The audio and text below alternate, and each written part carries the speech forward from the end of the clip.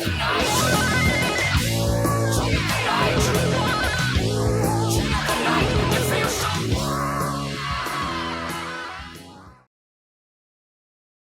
there, everybody, and welcome to the Rob and Moof experience. I am Moof. And I am Rob. Hope everybody's doing well this week. We have a lot planned for this episode. I think this is going to be the best one yet. It's only episode 3, but we have a lot of things planned. So, yes, we do. Today we're going to be talking about Assassin's Creed, the entire franchise. That is going to be the main topic we're going to cover today. But first, we wanted to do some news. I will go first, and ladies as first, some of you, as they always say. No, it's age before beauty. Right. I'm precisely. It like gives me time to light this you. tobacco cigarette. Right. So, don't do drugs. Don't do drugs. Drugs are bad. Okay. Stay in school. So, as some of you may have heard, coming up is the 10th year anniversary of the release of Skyrim, and they're gonna release the game again. Jesus Christ! But here's the kicker. So you Robbie, you played the game primarily on PC, correct? Yeah, I've logged probably about between 1,000 and 1,200 hours on PC. And how much of that time was non-modded? Like 80 hours. Okay, so let's assume for the sake of argument. I did a lot of modding. Yeah.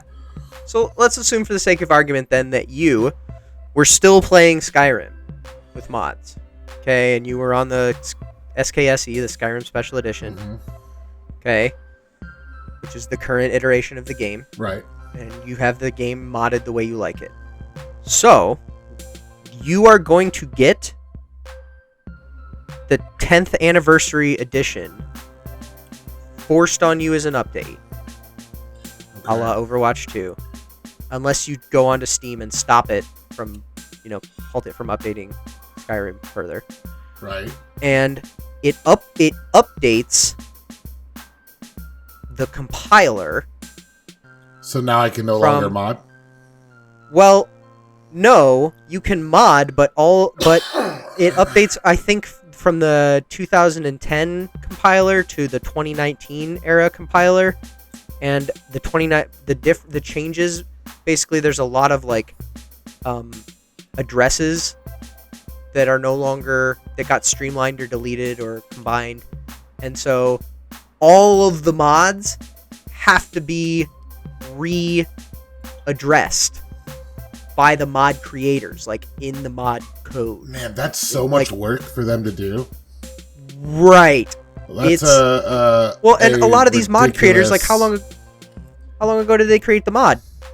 7 years ago? Like, you really think that guy's going to get on? Not very long ago. No, let's say a dude created a mod 7 years ago when he was in college for computer engineering or whatever. Right. Okay, and now he works for, Activision making Call of Duty skins. Okay, you really think that dude has any spare time or the will or the drive to get on and make his mod work still? No, dude. So, they're going to be relying on people who are currently modding the game, which, who knows, they might just be but why would you do that? That's the only reason the game is still around and has any the only reason it's valid, the only reason people still talk about it is because of the mods in the modding community. And for them to just screw that intentional, just leave it, for fuck's sake. Right.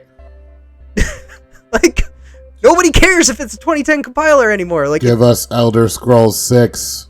We want Elder Scrolls 6. Yes. We don't want another Skyrim. Yeah. On that subject, Todd Howard, if you're listening. Oh, geez, he's probably not.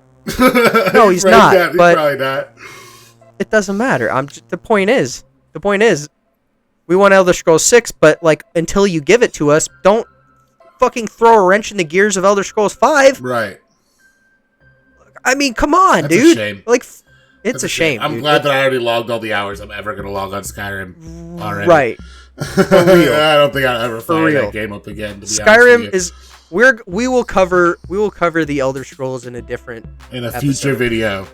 Future video. Probably not anytime soon, to be honest with you guys. Right. I don't really want to talk about that. Do you have any news? Yeah, so I'm trying to find I believe it's David Gaff is his name. I'm looking at my watch history on YouTube because I saw this video earlier on YouTube that absolutely had me dying. David Jaffes? Jaffe. Jaffes. David Jaffes. Apparently he worked on God of War. He's one of the developers for God of War. And he has the hottest of takes on Metroid Dread, and I just found it hilarious because I'm playing through Metroid Dread right now. And he got about 30 minutes into the game, got stuck at a portion where you're supposed to shoot the ceiling to destroy some bricks. Okay, which the game is hard. It's a difficult game. Not anybody will be able to just pick it up and play it and be a pro at it, for sure. Especially if you haven't really played other Metroid games. Essentially, he got stuck while he was streaming it, and his chat told him to shoot the ceiling, which in turn he was like, what the fuck, how was I supposed to know to do that? And then, obviously at the beginning of the game, one of the text boxes that come up are, you might have to shoot the walls and ceilings to destroy hidden blocks and explore. Like, it literally explains at the beginning of the game. Okay. And then also, I guess his chat was also saying that he needs to use a Pro Controller for the game, which recommended for sure. The Pro Controller is a great controller. It feels great. It works perfectly for every game. The Joy-Cons are mediocre at best, to be honest with you. Like, that's true. The the Joy-Cons are not as good as a Pro Controller. It's an Xbox controller. Right. But you still can use the Joy-Con controllers. I watched a video of a guy speedrunning Metroid, and he'd use Joy-Cons. And so I will watch this video. That hilarious. I'll send it to you. I've just pulled it up. I pulled it up. I have it up. I want to read a couple of the top comments on it. Okay, I'm down for that. I haven't even looked at the comments. So this one says, I thought he was just some boomer that posted random videos on YouTube. Knowing that he is actually a game designer just makes his rants all the more embarrassing. He was talking about how as a game designer, it is horrible game design to have hidden blocks. Have you ever played a fucking Metroid before? That's how the game fucking works. You need This is the other one that's good, which says, when I had a moment like this, it was not a this is bad design moment. This was I'm a fucking moron moment. Right, dude. And it's funny because the guy in the video that I watched earlier was saying, he was stoned. So he could have, been stoned and not been able to figure out. Bro, I'm stoned every time I play Metroid Prime or Metroid Dread. And I have not got stuck in a spot for 2 fucking hours, 30 minutes into the game. I'm sorry. There's only been one or two spots where I truly had to go and look up how to do it. That guy's old enough to have played old Metroid. And there's only one rule in old Metroid. He claims that he has played Metroid. Shoot the doors and walls and shoot everything and you have in the to game. Get power-ups to progress, Unbelievable. It's just such a hot take for hilarious. It's a classic case of dude sucks at the game, he got pissed and wants to bitch about it, which is all within his right. I just think it's a really dumb take and a really, really stupid take, and this is why I don't have a PlayStation. I mean, there's the other thing that, that speaks to is the idea that all games are made for everybody. And I don't want to be a fucking gatekeeper here, okay? But there should, just let me say this, okay? There should not necessarily be a difficulty setting in every game. Right. If Dark Souls doesn't want to put a difficulty in the game, there shouldn't be a difficulty in the game. But on the flip side of that, if a game wants to put in a fucking stupid easy mode where everything dies in one hit, that should be okay too, and people shouldn't be shamed for playing on story mode. He's an advocate of not being the modern video game, which is essentially, accessible. Everybody can pick it up and play it and win at it. That's just the way it is. Games aren't made the way they were before.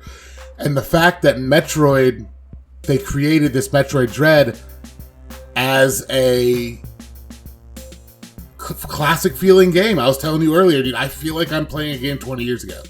And it feels really good. Right. I love it. And it reminisces me of me getting up in the middle of the night, firing up the NES without my parents knowing, and playing Metroid, and then getting in trouble and getting my ass whooped for it. But, you know, that's how I played through the first Metroid, was in the middle of the night. I would get up and fire it up and sneak it, and, you know. Yeah. My mom doesn't watch this. She'll never know. No, you know. I mean, I think all our parents know that we used to get up and play video games. They caught us so many times doing it. I'll tell you mine. Right. This is the farthest I had to go, okay? So some of you, if you listen to this, may or may not be old enough to remember this great thing called dial-up that existed before Wi-Fi and broadband. You've got mail.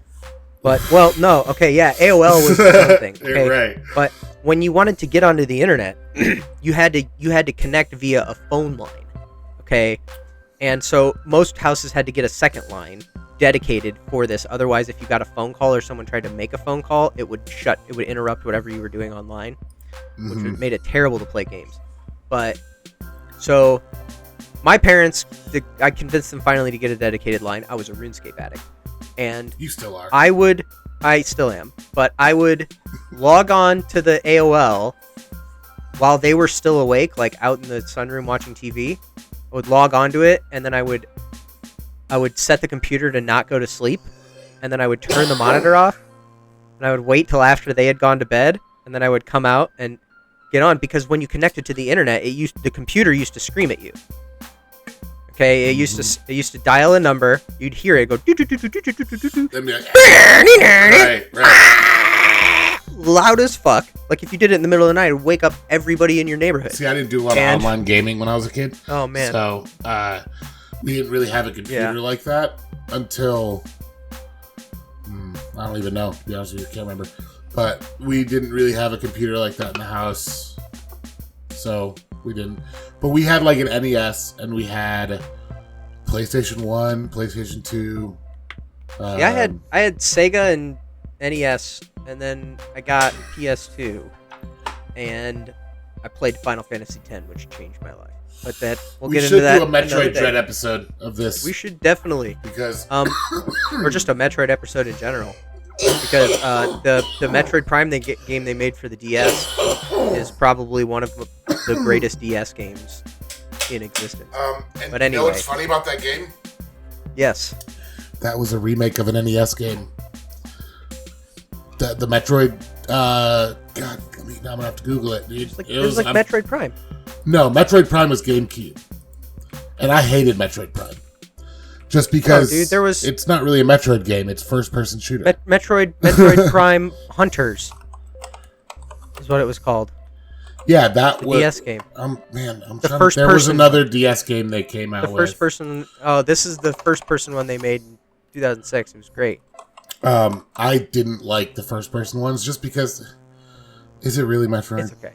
Okay, so let's get into. I wish they would make I wish they would make a Metroid game first-person now.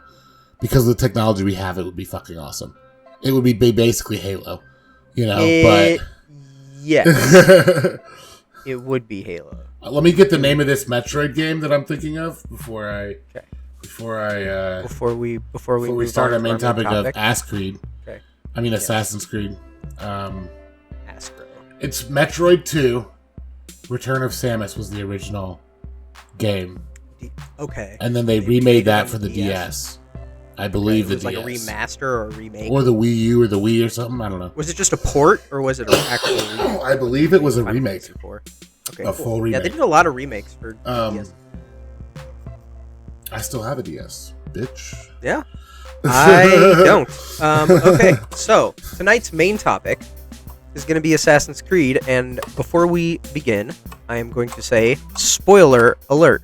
Right. If you haven't played the Assassin's Creed games, you should do so now. Pause the video, go play all the Assassin's Creed games, right? Come back to the video and press play. All the main storyline, yes. So I wanna start tonight's discussion quickly by discussing the most recent 3 Assassin's Creed games. What's your favorite Assassin's Creed game and why? Assassin's Creed Rogue is my favorite Assassin's Creed game because you get to play as a Templar. Look, the Templars are the good guys. Which we will get into later when we're talking more about the lore. of it. Right. But I want to discuss specifically the 3 most recent games. Well, what's your favorite Assassin's Creed game? Assassin's Creed 2, because... Yeah, I was going to say it was going to be 2 or 4. You know, you have an interactive bank scene. Okay. Interactive sex scene in the beginning of the game. And when I came out, I was like 17, 18 maybe? I don't know. Yeah, really horny? Yeah. Yeah. Okay, we'll just go with that. Okay, so it was also pretty good gameplay wise, but I want to start with the 3 most recent ones, okay, which are in order: Origins, Odyssey, and Valhalla. When Assassin's Creed Origins came out, I maintained that it did not feel like an Assassin's Creed game, and that they could have just called it Origins and dropped all the references to Assassin's Creed, and it would have been just as good of a game and a lot less confusing. But that's where the money is, so they didn't. But that's where the money is, and right. So, aside from, pardon me, the inside the Animus story, i.e. Egypt, Greece, and Viking England, there is a story going on outside, okay, that is in the original Assassin's Creed games is a major part of it, right? Desmond's story is pretty clear, concise what's going on, right? You know, it's obvious. Well, in this, it's less obvious. Okay, so in Origins, the main character is a woman named Layla who is working for Abstergo, okay, and against. She's tasked with retrieving Egyptian artifacts, and instead she finds a mummy, and she decides to use the Animus to go live the life of the mummy, to help her find this stuff. Okay, and she lives the life of Bayek, and then who's a really cool character. I really liked him as a character. Right. Abstergo sends a team of people to kill her. Okay. And then later on, she gets woken up out of the Animus by William Miles, the leader of the Assassins, Desmond's dad. Right. Okay. And they go for modern-day Alexandria to go do whatever to go do the next part of their mission, right? Which then becomes Assassin's Creed Odyssey. Okay. At the end of Assassin's Creed Odyssey, she gets the Staff of Eden. Okay. Now, I want to explain something here, okay? The precursors are a part of Assassin's Creed lore, this race that existed before, right? And in the new trilogy, they've renamed them the Isu. Okay, but I'm going to continue to call them the precursors. Now, Robbie, because that's what they are. Right, so they made this staff that makes you regenerative and immortal and all that shit. Right. Okay. So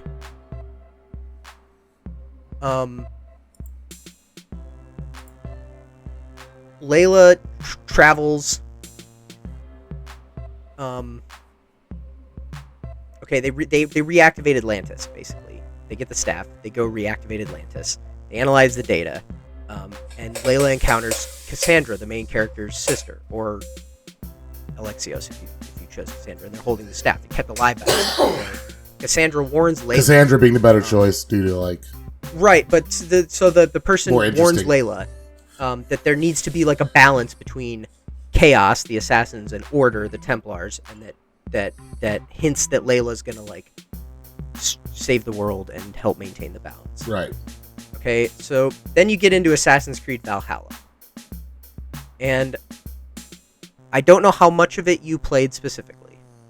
Okay, but there's a character in Assassin's Creed Valhalla named Basim. Mm-hmm.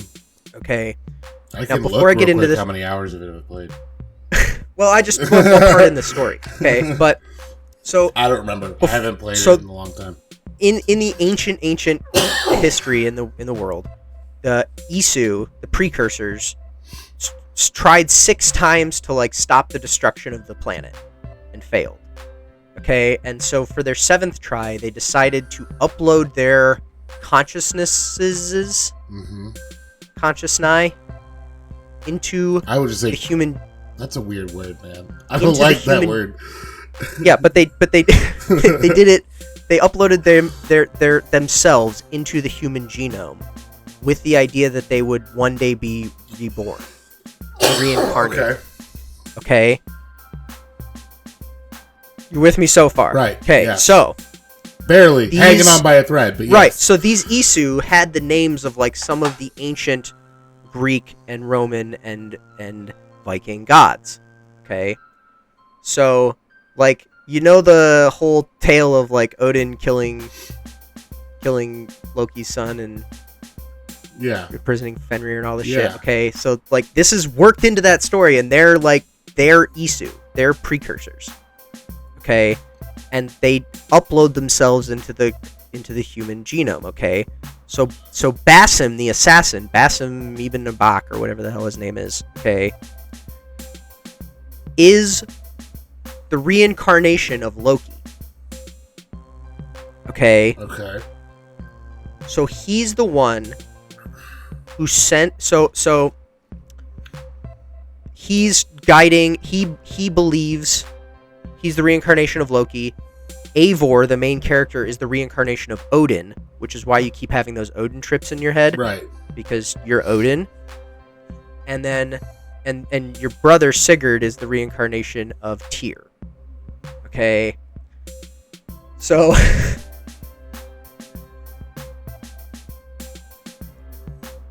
okay. So he leads you... You get to this place where there's a precursor site, okay? Right. And you and Sigurd get trapped in a dream. You get picked up by this machine and trapped in a simulation that is Valhalla. You think you're in Valhalla, okay? And you keep reliving this day over and over again where you feast and kill and fuck, right? Right. Okay? And Sigurd's loving it, right? And Eivor's kind of like thinks something's fishy, okay? And then you see your father there and you're like, no, my dad wouldn't be here because he didn't die an honorable Viking death or whatever, right? Right. He wouldn't have made it to Valhalla. So like you realize that it's a trip, right? It's a simulation. You escape with Sigurd, okay? And then when you get outside of it, you get confronted by Basim, who tells you that, you know, you're the reincarnation of Odin and he's Loki and Sigurd's Tyr, right? And you think he's nuts, okay? Like when I initially was watching this, like I didn't think he was like, I thought he'd lost it, right? Okay. Right. So then he tries to kill you, okay? Why? You fight him off, huh? Why? Because you're Odin, and he wants revenge for Fenrir. Okay. Okay. This is really dumb. I'm not gonna lie to you, okay. Dude. I'm not sure how much I like this. So you trap Basim in the computer. In the simulation. And that's the end of it. Okay? And I'm, you know... That's the end? Regardless of... Well, no, okay, so that's the...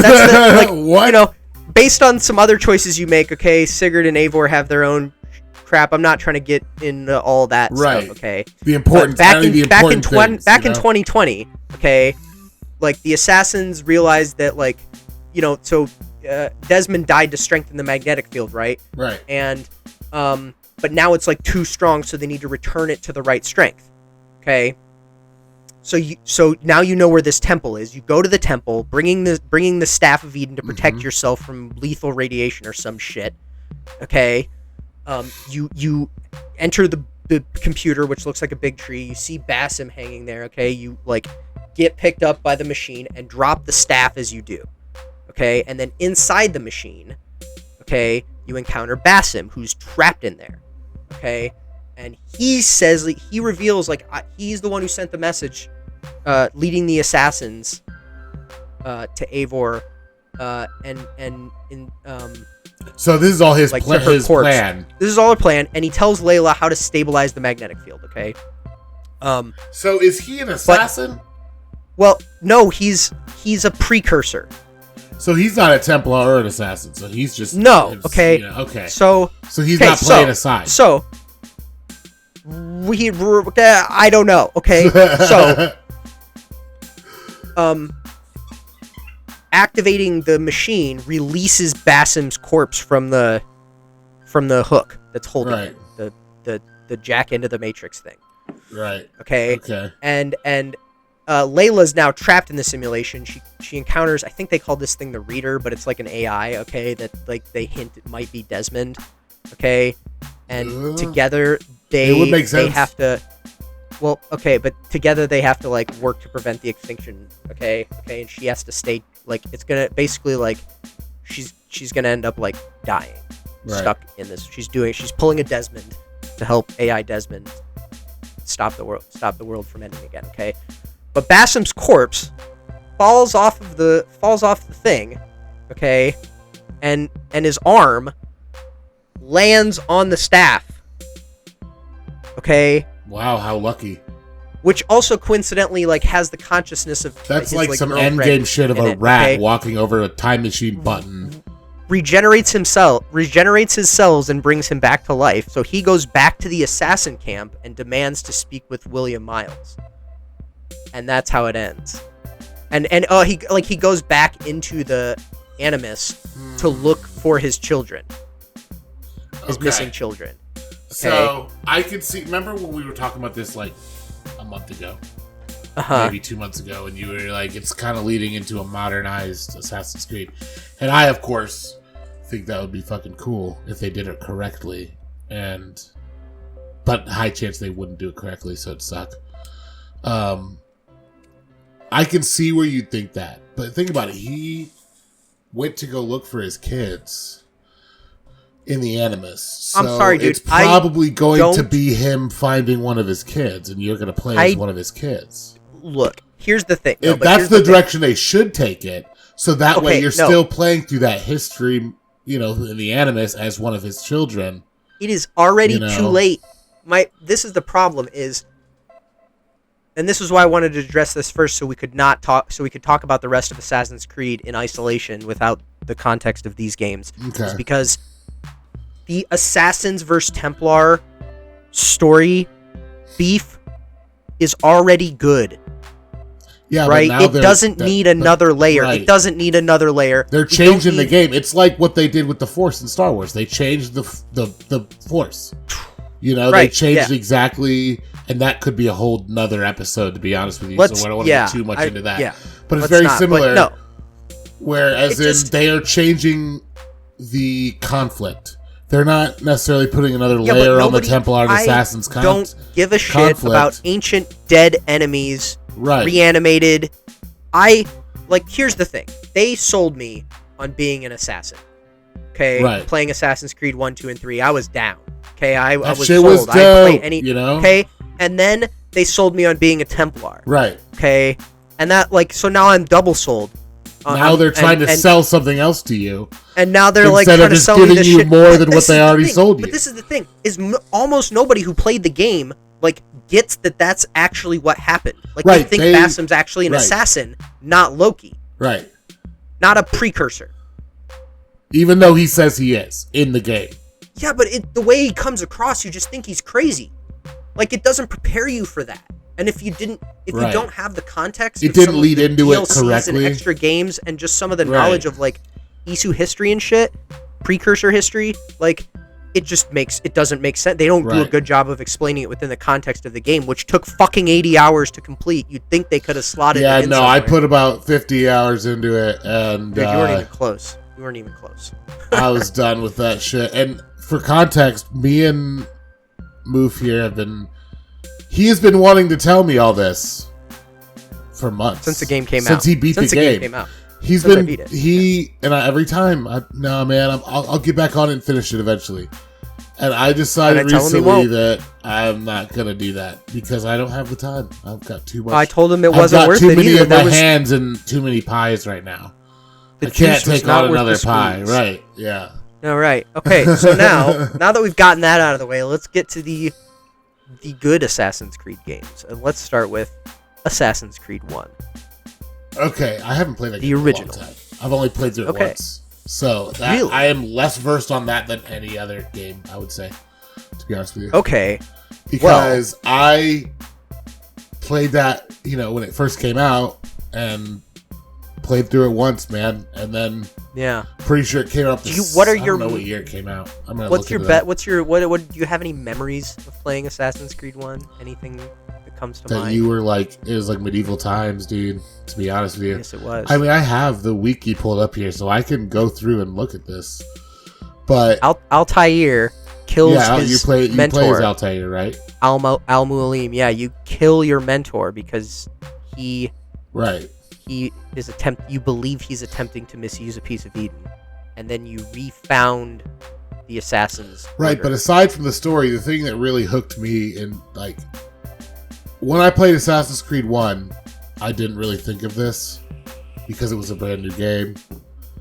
But when Assassin's Creed 2 came out, that's when it truly, like, I'm going to play the fuck out of these games because this is going to be going on for years. We're going to be getting tons of these. You know, my brain was filled with what location can they do next? You know, you go from, like, was it England? I don't even know where the fuck they are in Assassin's Creed 1. To... No, they're in Syria. And then go to like Italy. And then what was next after that? Assassin's Creed 3. America. That's a great one, too. That's definitely okay, top no, wait. 5. I just want to say that is quite possibly one of the greatest games of all time. Definitely in the top 10. Right. All-time greatest games. I would agree with that. It's not my favorite Assassin's Creed, but it is one of my favorite video games as a whole. And that's just because it's a smooth game, and the story is really like capturing. You know, especially okay. I guess we should acknowledge that if you are not an American citizen and you weren't taught about the Revolutionary War as though it was the greatest thing since sliced bread when you were a kid, right? Then, you know, because like in England, we won our independence. You know, they really get you hyped up about that shit when you're learning it. They're like, oh, that was a little scuffle. Like they don't, you know, like they don't learn it like we learn it. They don't, you know, they couldn't name all the battles and like all the shit that happened, right? And you know how crazy it was, and the fact that like we were never gonna lose it because we had like 100 times as many people as they did, and the French, dude. And the French, but even beyond that, like the French really kind of saved us a little bit there towards the end. The fact, so like, I'm one of the rare people who was not a huge fan of Assassin's Creed 2. Okay, everything was the same color. The sex scene made him Ezio is a fucking chump. Okay, dude, he's not a chump, dude. He fucks bitches and gets money, man. Like, he's literally. Literally, dude. And, well, no, let's not forget the fact that he's a fucking rabid serial killer. No, he is a rabid serial killer. That's just... Okay, because here's the thing. Altair... But the game... In Assassin's Creed 1... Ezio is not why it's my favorite Assassin's Creed. Neither is the story of it. It's the fluidity of the combat system in that game was amazing for the time that it came out. I mean, it was very smooth. It was... The controls were easy to learn. They're easy to learn, hard to master. You know, not everybody can take on 30 fucking enemies at once unless you're really good with the controls. Almost everybody could in Assassin's Creed 3 though. Right. That game was made for just taking out mobs, dude. I mean, having a pile of dead red guys at your feet. Right. They did that shit on purpose, man. It was so... I could sit there and watch that forever.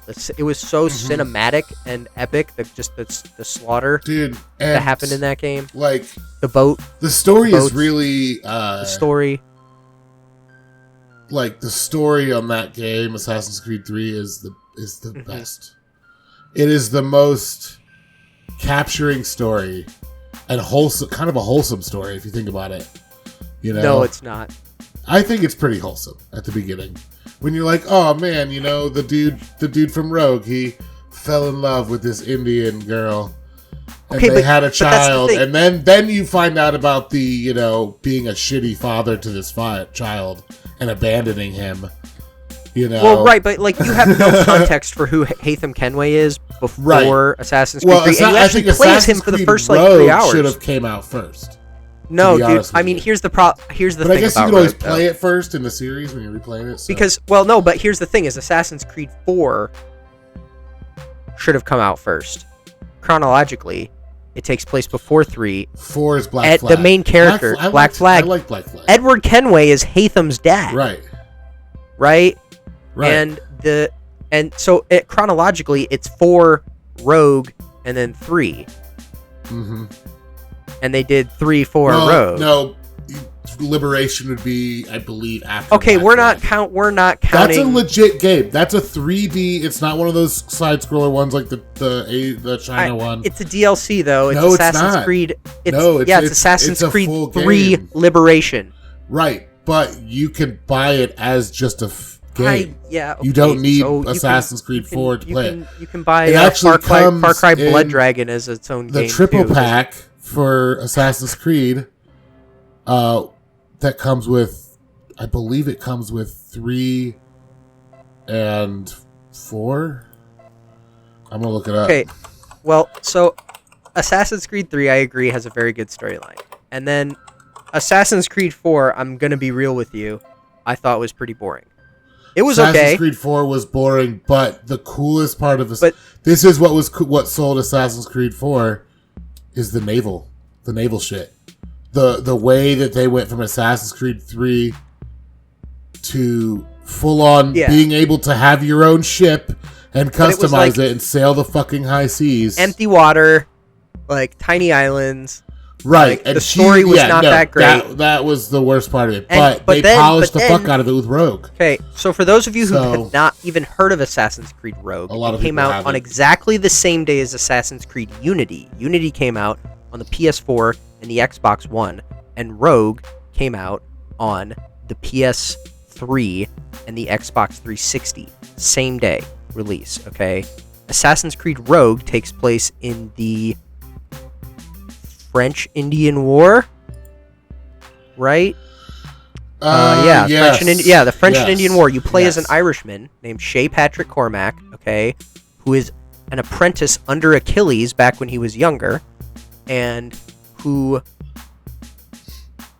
through a series of events, ends up being hunted by the assassins who he's a part of, and he gets rescued by Haytham Kenway, who then reluctantly recruits him into being a Templar.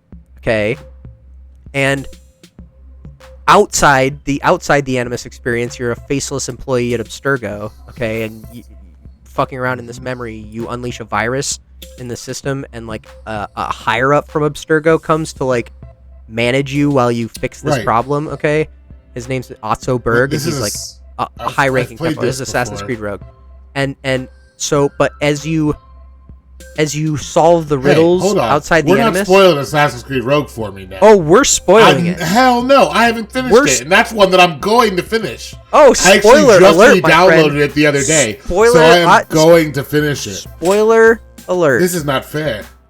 This is fair. To Valhalla and not Assassin's Creed Rogue. No, we agreed to spoiler alert, my friend, okay?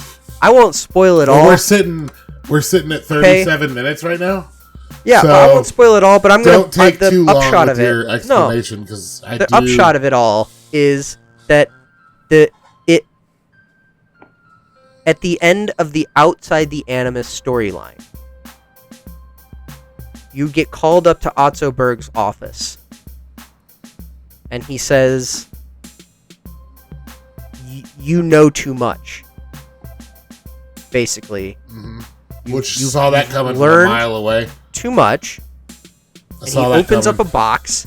He opens up a box, and it's got a Templar ring in it.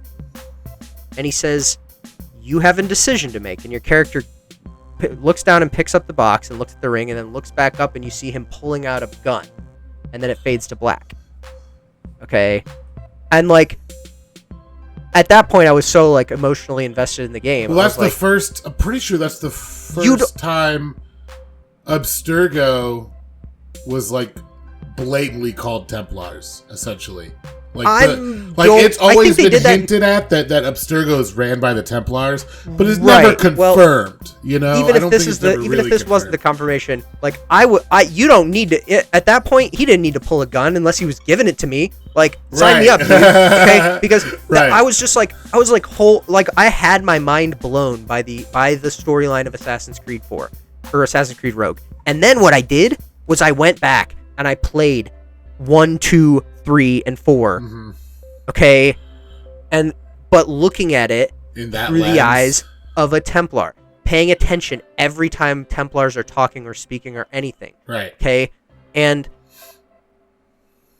you realize very quickly that the assassins are terrorists. Right. Okay? That they don't give a shit about human life or about human freedom like they claim, or about they just want to kill people and cause chaos. They just want chaos. Yeah, they just want chaos. They don't they don't want freedom. Now, they want chaos. Hold on though. The ultimate question is though, what do you think assassins as people that you're playing as fully understand that? Absolutely. You know, I truly think they did a great job with making the assassins feel like they're like it looks like they're trying really like they believe that they're trying to do the right thing. Here's the thing. Here's the thing.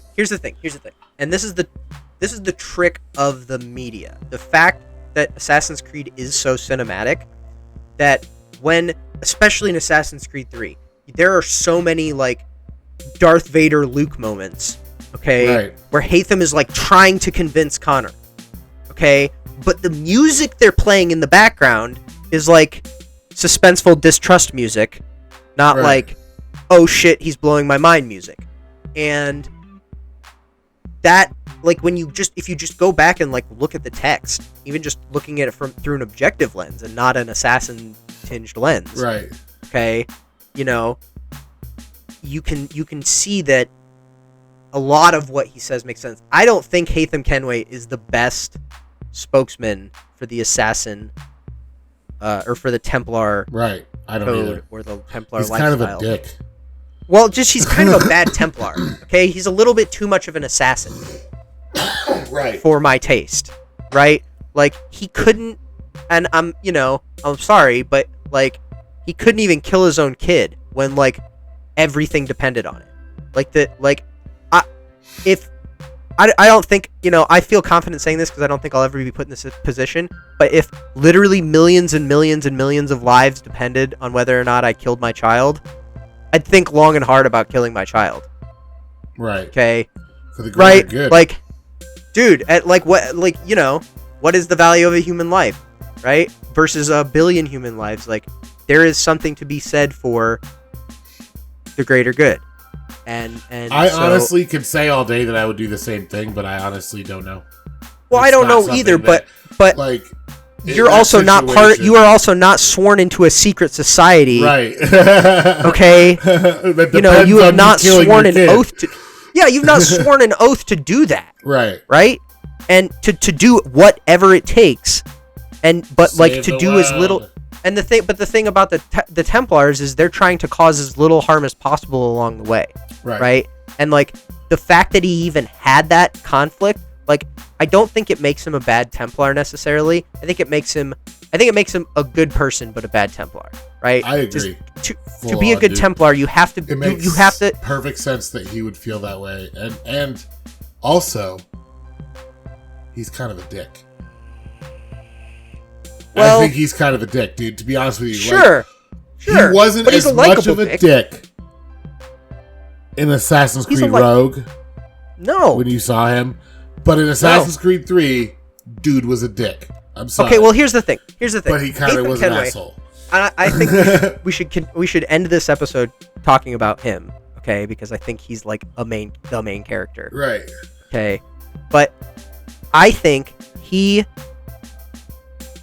was faking it till he made it, basically. That he didn't want to be an assassin or a Templar, okay? He's just doing what he has to do to survive. That doing what he has to do. And,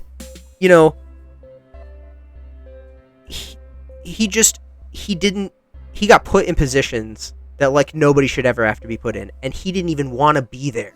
A lot of these guys did. A lot of the Templars did want to be doing this, right? Like, he clearly didn't. And the fact that he handled the situation so well, because a lot of it, like, there's a moment at the end of Rogue that I'm not going to spoil for you, okay? I appreciate that. Because I just re-downloaded on the Xbox. It's another didn't kill my son moment, basically. Okay? Another moment like that, where he did the wrong thing, but for the right reason. Okay. And Just don't tell me. Just stop talking. Yeah, I'm not gonna tell you, but goddamn it, Robbie. Like, it's, spoiler alert. Goddamn. Take your headphones off. I don't know. Fuck, like, it's just, I don't know. There's some of Haytham Kenway in all of us. He's one of those characters, right? Where even though he's a dick, like, there's some of all of us. You understand why he's being a dick. Because he has to. Yeah, well, you just understand that he's like he's constantly in an impossible situation. Right. Right? And if you were him, you would probably be lucky to make the decisions he made under those circumstances. No, I probably would just fucking put a bullet in my head, dude. Pass the burden onto somebody else, dude. Right. Well, but that's the thing, he had a unique insight. Right. And he saw things differently than a lot of other people did, for sure. Right. I feel like he was kind of on doing his own thing to an extent. He was playing his own game. Maybe he's one of those precursors. Well, no. Yeah, right. Maybe which one? The fail one? He's like Achilles. Jesus. No, he's Achilles. Achilles. Yeah. I would be surprised. He's like this fucking hard ass. Okay, right. except for when it comes to like murdering people he's supposed to murder, and then he can't fucking do it. It just like not Achilles, the assassin mentor. Achilles, the Greek god. Right? No, I know. Or Roman god or whatever. Yeah. I don't know. He wasn't a god. Ancient god. He was a demigod, I think. Wasn't he? Demigod, whatever. Yeah, I think. Yeah, he was. Or he was like, I don't know. His mom was like a nymph or something like that. And we could do a history a Greek mythology episode and talk about Achilles. Percy Jackson's the Greek gods. No, let's not. Let's not and say we did. Right. I mean, not my favorite subject, but it is rather interesting sometimes. But no, I think that Haytham Kenway is one of the better characters. He's probably the best character in the Assassin's Creed meta. And because he's the most human character, he's the most relatable character. He's the only one who, like, when he kills somebody, like, I don't think he wants, like, I think he feels bad. And I don't think most of the people there feel bad. Seems like a little bitch. In any of the games, anybody in any of the games feels bad about killing anybody except for him. Especially he's the only one not Ezio, because Ezio's a sociopath. Hell no, dude. Oh my god. Bro, what? Yeah. Like, honestly, I would love to see somebody do a psychoanalysis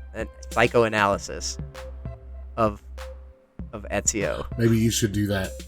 I'm not a psychologist. I know it's a soft science, but right, dude, it's not a science, bro. No, it's not. But, no, but I think that it would be interesting because you say sociopath, I say psychopath. A little bit of that both. Dude is there really a difference though? Yeah, there's a difference. There's totally a difference. All right. Like, sociopaths kind of understand that they're doing is wrong. Psychopaths don't. Like, they have no... But they both enjoy it. That's the thing, is they both enjoy what they're doing. Right, but, like, Ezio just, like... He doesn't seem like the thought ever crosses his mind. No, but I do got one thing to say about Ezio. He is kind of an idiot, too. Like, he's not he's not smart at all. No. He's really dumb. And well, okay. Like, no, I wouldn't say he's dumb. I'd say he's Italian. He's just lazy. Right. Well, fuck he's you. just like drunk. Italian, he's drinking. He's drinking, and he's eating. Italian food, and there's just everything's Italian around him, and it's hot. Right. In the Mediterranean, and he's just kind of like hey, what you gonna do? You're gonna sit around in the fucking beaches. I don't know why I made him sound like Mario, but. It was more Luigi, actually. Luigi, yeah. Either way. Luigi. Yeah. Man. It just, he's nothing against Mario Italians. Games are awesome, too. And you're Sicilian. They're barely Italian. I'm not full Sicilian, but yeah, they're not considered part of that ethnic group. It's not, you're not connected they are, to the but boot. do we really consider us Italians? No, we're Sicilians. Isn't it an island? Yeah, dude, it's the little thing that the boot is kicking. Yeah, exactly. It's not part of the mainland. You're good. You're isolated. Ask any Sicilian if they're Italian. They'll tell you. Kill you. They'll probably kill. I'll end up rolled up in a fucking rug in a Salvation Army Dropbox. Well, also, I don't tell this to pretty much anybody because I'm so utterly ashamed.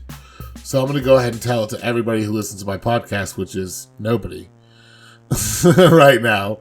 Well, I don't know. We got a few views. But I have a little bit of French Canadian in me as well. French Canadian. Yes, my father's side, his great-grandparents, great-grandparents, or great-great-grandparents, they came through America through Canada. And they were in Canada for like a generation or two. And then they came down to America. I have some Canadian in me. I don't know if they're French Canadian. I'm a mutt. Oh, okay, my dad did one of those. Too. I got a little bit of Eskimo in me too. My dad did one of those 23andMe DNA tests. I want to do one, but also I don't want to just shit my DNA off to be analyzed to some unknown agency. You'll help solve crimes and stuff. So yeah, but what if I ever decide I want to become a criminal? Then I'm fucked. Sorry, too late, I'm keeping my options open, dude.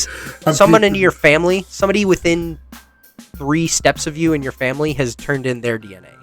And if they get your DNA... I would assume my mother probably would do that, that. Yeah, if they get your DNA from a crime scene, they'll be able to trace you through genetic... It's called genetic... Then in 100 years, forensic, they can fucking jump in the Animus and be me. Yeah, it's called genetic genealogy or forensic genealogy, something like that. And it's genealogists working with DNA analysis companies to form family trees. And they're hunting down serial killers and shit through this, cold cases, dude. They're finding the people who did it. Killer. Okay, no, it's crazy. But let's be real here. Between the 60s and the early 90s, late 90s, maybe. That was really the golden age to be a serial killer, dude. So if you were a serial killer in that time, might as well just not even be a serial killer. Well, you're talking about the modern era, right? Because you could have been a serial killer at any time in the past, pretty much, and gotten away with it if you just kept traveling. That's true. Well, I mean... before telegraphs and newspapers and shit. I mean, come on, dude. We don't hear about... I've played Red Dead Redemption 2. Real notorious serial killers. I've played Red Dead Redemption 2, and there are serial killers that you can find in that game. Yeah, but I mean, Jack the Ripper was around. I'm talking about, say it's the year 1400, and, or 1432, and the fucking Black Plague's going on, and the fucking 100 Years' War is going on, and you're a serial killer stabbing some people, in France. You could literally murder thousands of people a year and not get caught. Especially if you were from a well-to-do inbred family. Right. You could friends the police. I mean, let's just assume because a lot of what do you classify? Because you just pull peasants down into your dungeon and murder them if you wanted. But I'm talking about what we would consider a serial killer, just some schmuck traveling around doing his thing. Yeah, dude, I think there are probably some way more brutal, way more prolific serial killers. I am basically talking about the modern serial killer, This is turning into a true crime show. Right. What the fuck are we talking about now? We talk about everything. I guess we went from Assassin's Creed, which is basically a game about serial killers. It's a game about serial killers. But that's why I like Assassin's Creed Rogue, because instead of serial killing, you stop serial killers and you beat up gangs and renovate buildings. There you go. Just general do-goodery. Well, I think that's going to do it for us tonight. Yep. To everybody who's listening, thank you for listening. We really appreciate it. Drop a like, hit the like button, subscribe button, leave a comment. We'll read it and respond to it maybe, as long as you're not an asshole. You're pointing the wrong way. No, I'm pointing the right way on my screen. Not on my screen, and I'm the one recording the video, son. Perfect. He'll do it. He'll respond to your comment. But yeah, so thank you guys for listening, and yeah, have a good night. We're out. Have a great one. Peace. Cue the music.